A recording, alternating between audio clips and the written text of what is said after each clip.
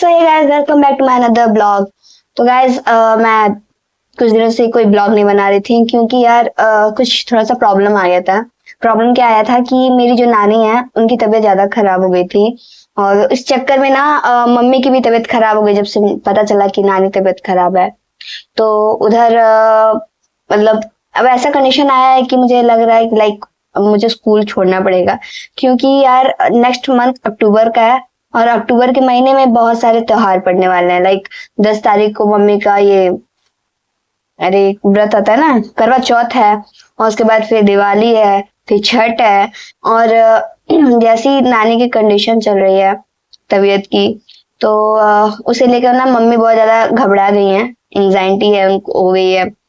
तो इसकी वजह से लाइक ये हो रहा है कि ना अब मैं स्कूल संभालूं, घर संभालूं, बच्चों को संभालूं मतलब कोचिंग में, कि अपने दोनों डॉग्स को संभालूं या मैं अपने ब्लॉग को संभालूं।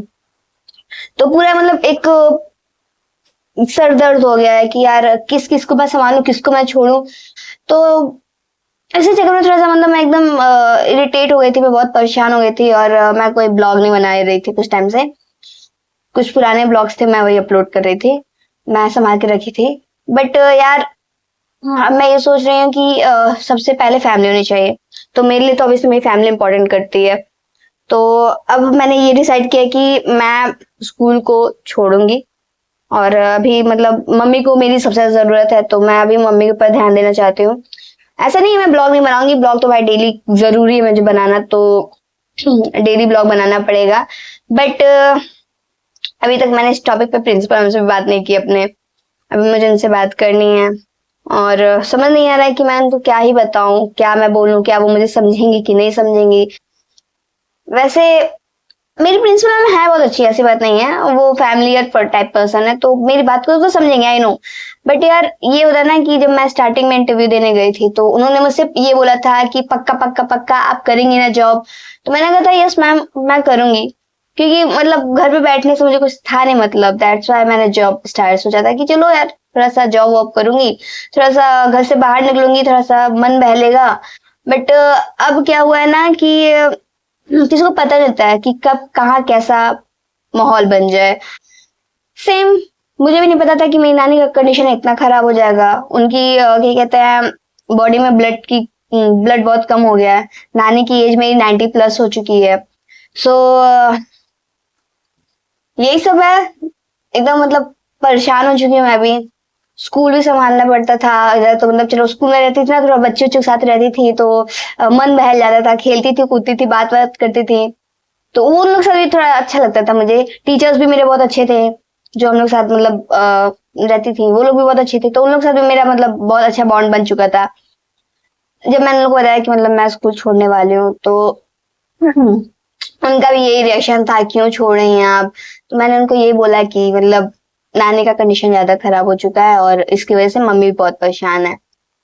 तो वो बोल रही हैं कि कोशिश कीजिए कि आप सब कुछ हैंडल कीजिए, क्योंकि मेरे टीचर्स भी मुझसे बहुत ज्यादा प्यार कर रही हैं, तो वो चाहती हैं कि मैं स्कूल ना छोड़ूं, क्योंकि मैं थोड़ी ना चंचल टाइप की लड़की हूँ, तो मैं थोड़ी चुलबुली हूँ, तो मैं टीचर्स के साथ भी थोड़ा ज्यादा घुल मिल गई थी। कुछ ज्यादा ही बातचीत ओवर हो गया था, मस्ती उस्ती ज्यादा हो गई थी।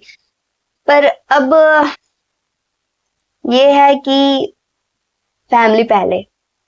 अगर नानी को बाय मिस्टेक कुछ हो जाता है तो मम्मी खुद को अकेले संभाल नहीं पाएगी। और घर में ऐसा हो गया है कि लाइक मेरे घर का कि मम्मी या तो खुद को संभाले, या तो नानी का भी जो हेडेक चल रहा है उनको संभाले, या तो बब्जी स्वीटी को संभाले। तो ये भी आ गया था बात बात बात में कि बब्जी स्वीटी को हटाना है। तो मैंने कहा नहीं भाई, बब्जी को तो नहीं हटा सकती मैं, स्वीटी को भी नहीं हटा सकती। तो मेरे आगे सब लोग एक क्वेश्चन मार्क लगा दिए हैं, या तो स्कूल या तो बब्जी स्वीटी। या तो तुम स्कूल संभाल लो, तो स्कूल संभालोगी तो 7 बजे स्कूल जाओगी, 2 बजे घर आओगी, फिर अब मतलब व्रत है तो इस टाइम तो व्रत में सिर्फ पानी वानी पी रहे हैं हम, पूरा दिन पानी पीते हैं पूरा दिन, तो मतलब स्कूल में पानी भी नहीं पीते हम।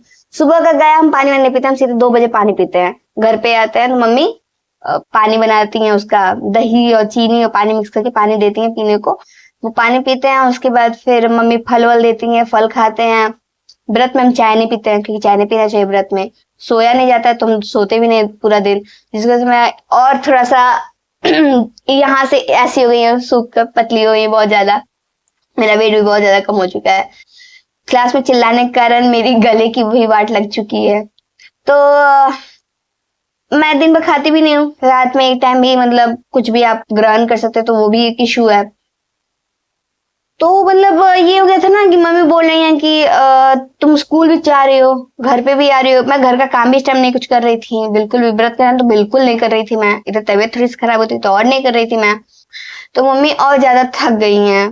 मम्मी कह रही हैं अब तुम बबली स्वीटी को हटा दो और स्कूल, या तो स्कूल समझ तो बबली स्वीटी। तो मैंने कहा भाई मैं स्कूल नहीं, स्कूल छोड़ सकती हूँ बट बबली को तो कतई नहीं छोड़ सकते हैं, क्योंकि मेरी बॉन्डिंग बहुत अच्छी है मेरी बबली के साथ। लाइक अगर वो एक सेकंड के लिए मुझे ना दिखे ना तो मैं एकदम बेचैन रहती हूँ, कहाँ है कहाँ है कहाँ है। वो वाला फील हो गया। लाइक जैसे ना घर में कोई बच्चा आता तो मम्मी कहाँ है मम्मी कहाँ है मम्मी कहाँ है, ऐसा होता है ना। तो अब मेरा क्या है कि पहले मैं मम्मी को तो खोजती ही थी, लेकिन अब मैं बब्जी खोजती, बब्जी कहाँ है बब्जी कहाँ है बब्जी कहाँ है मम्मी बब्जी कहाँ है। ये वाला आदत हो गया मेरा, मैं बहुत ज्यादा अटैच हो चुकी हूँ। अगर ये कोई कह देना कि बब्जी को हटाना है तो एक अजीब सा मुझे घुटन सा होता है कि यार बब्जी को मत हटाओ। क्योंकि जब बब्जी आई थी ना तो उसको पार्वो हो गया था। पार्वो हुआ था तो वो 21 डेज तक ना पानी पी थी ना खाना खाती थी। और पार्वो से बचना बहुत मतलब नामुमकिन होता है डॉग्स के लिए। और बब्जी उस टाइम थी सिर्फ 2 महीने की, जब पैदा होने के 1 महीने बाद ही उसको पार्वो हो गया था। तो उस टाइम और ज्यादा कंडीशन बहुत खराब हो गया था कि यार ये क्या हो रहा है। तो उस कंडीशन में मतलब डॉक्टर भी बोल दिए थे कि ये बचेगी नहीं, बट थैंक्स टू किशोरी कि वो मेरी बब्जी बच गई। मैं 21 डेज तक ना दिन रात में तो बिल्कुल नहीं सोती थी, रात भर मैं उसको देखती रहती थी। मतलब उसका कहते हैं ना कि पॉटी साफ करने से लेके उसका वॉशरूम से लेके एक एक चीज मैंने किया, उसको डायपर तक मैंने चेंज किया, उसका डायपर चेंज किया है। और क्या कहते हैं उसको दवा तक मैंने चढ़ाती थी। डॉक्टर आते थे तो उसको इंजेक्शन जब लगता था तो भी मैं वहीं खड़ी रहती थी। मेरी बब्जी का क्या है ना कि बब्जी ना मेरी एक बात बहुत जल्दी सुनती है। अगर मेरी मम्मी चिल्लाएंगी 10 बार, मेरा भाई 10 बार चिल्लाएगा, मेरे पापा चिल्लाएंगे, वो नहीं सुनेगी। बट अगर मैं कहीं खड़ा हो गई, मैं बोली बब्जी नो, तो वो नो ही रहेगा। अगर बब्जी किसी कुत्ते के पीछे पड़ गई है, मैं बब्जी कही नो कम बैक, तो वो छोड़ के आ जाएगी। लेकिन अगर वही मम्मी पापा भैया रहेंगे ना तो लाइक चिल्लाते रहो बब्जी रुक जाओ बब्जी रुक जाओ, लेकिन बब्जी नहीं रुकती है, बब्जी भागेगी भागेगी भागेगी, वो किसी को नहीं सुनती है। तो इसीलिए बब्जी को भी अपने से दूर करना मेरे लिए इम्पॉसिबल है भाई। मैं तो पूरी कोशिश कर रही हूँ कि मैं बब्जी को अपने से दूर ना करूं। और आज मैंने स्कूल में ऐसे नॉर्मली बोला कि अगर बच्चों मैं स्कूल छोड़ दूं तो कैसा लगेगा, तो सब कह रहे हैं मैम प्लीज मैम आप मत जाइए। मैंने कहा क्यों, तो कह रहे हैं कि मैम आप बहुत अच्छी हैं बहुत प्यारी हैं। मैंने कहा तुम लोग को तो पीटती भी हूँ मैं, डांटती भी हूँ, पनिशमेंट भी देती हैं। तो कह रही है मैम आप हम लोग को कहानी भी सुनाती हैं। मैं अपनी क्लास में बच्चों को थोड़ा सा मनोरंजन के लिए उनको कहानी सुना देती हूँ। लाइक इस टाइम तो मैंने आज हम लोग जो कहानी चला वो कृष्ण जी का कहानी था। कृष्ण जी का जन्म कैसे हुआ, कृष्ण जी वृंदावन कैसे गए, कृष्ण जी कंस का वध कैसे किए, और कैसे कौन कौन से असुर उनके पास आए थे। तो एक बॉन्डिंग, बहुत स्ट्रांग बॉन्डिंग, सिर्फ 1 महीने में इतना स्ट्रांग बॉन्डिंग बन गई है ना। स्पेशली मेरी यूकेजी के बच्चों साथ इतना स्ट्रांग बॉन्डिंग बन गई है कि लाइक मेरा खुद नहीं दिल कर रहा है स्कूल छोड़ने का।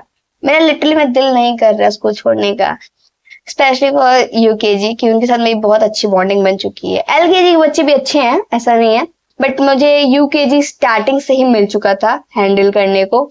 तो मैं यूकेजी में इंग्लिश पढ़ाती थी, सो मुझे उनके साथ कुछ ज्यादा ही अच्छी बॉन्डिंग बन चुकी थी मेरी। अब नेक्स्ट मंथ में मुझे स्कूल छोड़ना पड़ेगा या छोड़ूंगी, क्योंकि भाई वो तो 101% क्लियर हो चुका है कि मुझे छोड़ना है। अब ये बात मुझे प्रिंसिपल मैम के सामने कैसे रखना है, मैं उनको कैसे समझाऊंगी, क्या वो मेरी बात समझेंगी, सिर्फ इस बात का मुझे एक क्वेश्चन मार्क है। एंड आई विश वो समझे तो ही सही रहेगा। कभी कभी ना यार हम लाइफ को कितना भी प्लान कर लेना यार, सच में कितना भी प्लान कर लें कि हमको लाइफ को मतलब ऐसे चलना है, ये करना है वो करना है, नहीं होता है, नहीं होता है। आप कितना भी कोशिश करो ना कि 24 घंटा मुझे खुश रहना, तो आप 24 घंटा खुश नहीं रह सकते हो। 1 सेकंड के लिए ही सही, लेकिन आप ऐसा उदास होगे ना, ऐसा उदास होगे तो आपको 24 घंटे में का जो भी टाइम रहेगा ना, जितना टाइम आप खुश रहते हो वो एकदम आपको मिट्टी बराबर लगेगा। ऐसा ही होता है, एक्सपेक्ट करना ही नहीं चाहिए जिंदगी को। मैं बहुत एक्सपेक्ट कर रही थी, मैं अपनी लाइफ को ऐसे जीऊंगी, मैं अपनी लाइफ को ऐसे करूंगी, मैं ये करूंगी, मैं वो करूंगी। नहीं हो रहा वैसा, कुछ भी वैसा नहीं हो रहा है। समटाइम्स आई फील यार व्हाई मी, बट फिर लगता है यार क्यों नहीं यार आशिता, तुम्हें तो इतना सपोर्टिव फैमिली मिली है, तुम्हारा भाई इतना सपोर्ट करता है, तुम्हारी मम्मी इतनी सपोर्ट करती है, मेरे पापा इतने सपोर्ट करते हैं। हर एक चीज का फ्रीडम है मेरे पास, मुझे किसी चीज का रोक टोक नहीं है। मतलब मुझे स्कूल करना था, मैंने स्कूल कराया, मैं बच्चों को पढ़ाना था, मैं घर में बच्चों को पढ़ाई, मुझे ब्लॉगिंग करना था, ब्लॉगिंग का परमिशन मिल गया, मुझे पढ़ाई करना है अपना, तो पढ़ाई के लिए भी मुझे क्रैश कोर्स खरीद के दे दिए लोग पीडब्ल्यू से। तो किसी चीज का मुझे रोक टोक नहीं है। फिर भी पता नहीं यार समटाइम्स अचानक से ना कुछ ऐसा होता है ना कि मेरा 24 घंटे का खुशी भी ना एक झटके में एकदम मिट्टी बराबर हो जाता है। लाइफ को एक्सपेक्ट नहीं करो, कितना भी कुछ करो ना, लाइफ को एक्सपेक्ट करना नहीं है, लेकिन हो जाता है। इंसान है हम, हमसे हम एक्सपेक्ट करेंगे, हमको एक्सपेक्ट करना पड़ेगा। हम मुंह के बल भी गिरेंगे फिर भी हम एक्सपेक्ट करेंगे कि नहीं कोई बात नहीं, नेक्स्ट टाइम अच्छा होगा, नेक्स्ट टाइम अच्छा होगा। और वो नेक्स्ट टाइम जब अच्छा होता है ना तो तब तक सब कुछ खराब हो चुका होता है, इंसान के अंदर सब्र आ जाता है। मेरे अंदर भी अब आ रहा है धीरे धीरे अच्छा खासा सब्र। अब मुझे किसी चीज की नीड नहीं रहती है कि यार I want this dress, I want this phone, I want this camera, I want this that, nothing, I don't need anything. जो है उसमें मैं खुश हूँ, मैं उतने से ही अपने आप को ग्रो करूंगी। सो मेरा इतना ही सिंपल से फंडा है। सो गाइज ये थी मेरी आज की blog.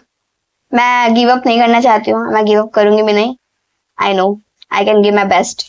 So guys thank you for watching. आप भी ऐसे डिमोटिवेटेड होते हो तो यार आप क्या करते हो कुछ बताओ यार मुझे भी, बिकॉज मैं इस टाइम थोड़ी बहुत डिमोटिवेट फील कर रही हूँ और मुझे लग रहा है ये महीना कुछ टाइम मेरा चलेगा ऐसा ही। खुद को बहुत कुछ करते खुश रखने का, बट हो जाता है, इंसान इंसान है, एक्सपेक्ट करेंगे हम और फिर लगेगी मुंह पे फाड़ दे। So guys thank you for watching. आपको कैसा लगा ब्लॉग आप प्लीज कमेंट करके बताना और मेरे चैनल को सब्सक्राइब करना मत भूलना। So tata bye bye and pray for me यार, बच्चों को मैं समझा पाऊँ। आई विश कि मेरी मैम मेरी बात को समझे। सो बाय गाइज।